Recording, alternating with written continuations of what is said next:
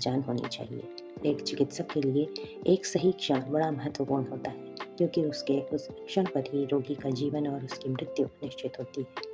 चिकित्सक यदि ऑपरेशन करते समय कोई गलती कर बैठता है, तो रोगी की मृत्यु सुनिश्चित है, और यदि वह उस क्षण का उपयोग कर लेता है, तो रोगी को एक नया जीवन मिल जाता है।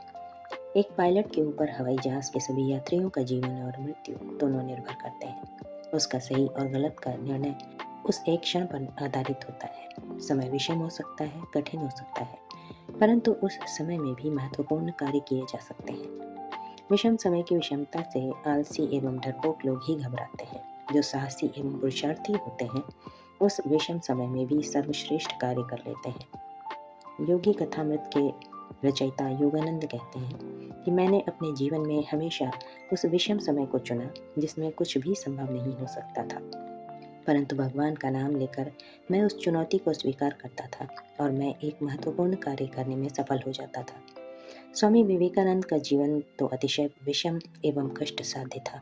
उनकी घर की परिस्थितियां, स्वयं की शारीरिक स्थिति आदि सभी अतिशय विपरीत एवं प्रतिकूल थे, परंतु कौन नहीं जानता कि उन्होंने इन प्रतिकूलताओं को अनुकूलता में परिवर्तित कर दिया।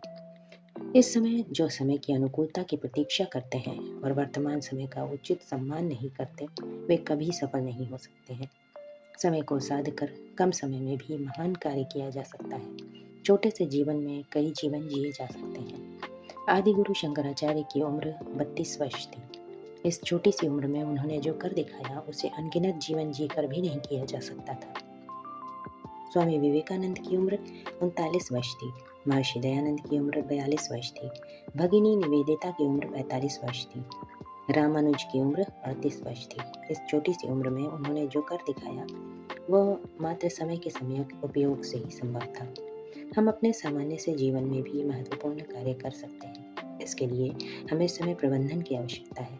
हमें अपनी आवश्यकता एवं उद्देश्य के अनुरूप अपनी दिनचर्या को व्यवस्थित करने की जरूरत है। दिनचर्या सबकी एक समान नहीं हो सकती है, अलग अलग होती है। इसलिए हमें अपनी दिनचर्या को व्यवस्थित करने की आवश्यकता है। ध्यान रखने की जरूरत है कि कार्य करते समय हमारा शरीर और मन पर्याप्त सक्रिय रहे।